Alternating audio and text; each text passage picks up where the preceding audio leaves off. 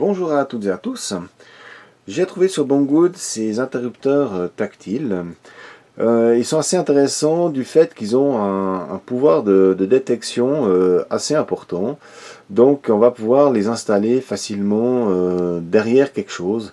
Alors aussi bien quelque chose de transparent que quelque chose d'opaque. Donc on va pouvoir travailler avec ces systèmes tactiles. Alors j'en avais déjà commandé où on n'a que le tactile, pas d'éclairage. Mais ceux-là, alors on a encore en plus de ça un rétroéclairage lors de l'activation de l'interrupteur. Ils peuvent être utilisés de 2,7 à 6 volts. On a une tension de sortie de 3,3 volts. On a un courant maximum de 500 mA. Donc pour juste allumer une LED ou deux, on peut directement se mettre sur l'interrupteur. Par contre, si on veut commencer à commander des relais ou quelque chose de plus grande puissance, il va falloir passer soit par un Arduino qui lui va commander une baie par exemple de relais, ou par exemple utiliser des transistors ou des MOSFET pour driver quelque chose de plus gros. Au niveau de la fixation, quand je les ai reçus, je me suis dit oui, mais alors attention, comment on va pouvoir les fixer? Donc il n'y a pas grand chose, il n'y a pas de vis, il n'y a absolument rien. Mais au final, on peut très facilement fabriquer un boîtier où ils viennent se planter dedans et par-dessus les recouvrir soit d'un plexiglas, d'une vitre, ou peu importe. On pourrait même imaginer une fine pellicule de bois par exemple, et vous allez voir que ça détecte à travers. J'ai quelques petits exemples ici. Pour commencer, j'ai ici un adaptateur de carte SD.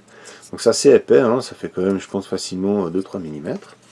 Alors là, ici, rien de bien sorcier, ça fonctionne.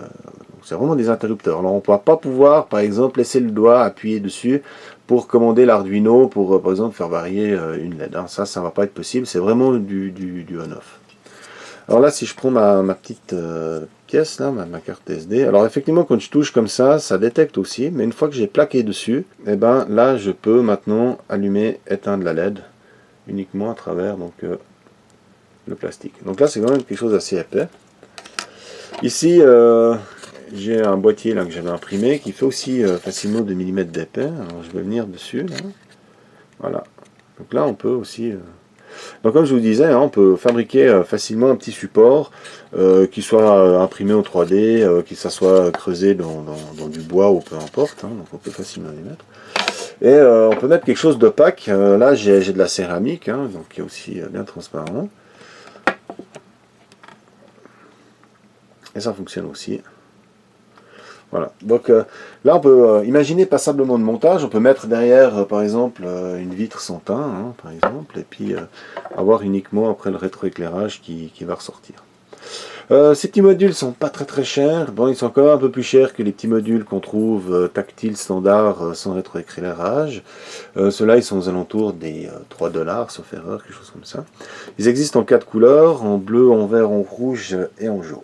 Malheureusement, il n'y avait plus de bleu, et le jaune, je ne l'ai pas câblé, il est ici. Voilà, comme d'habitude, je vous mettrai le lien dans la description, et je vous dis à tout bientôt.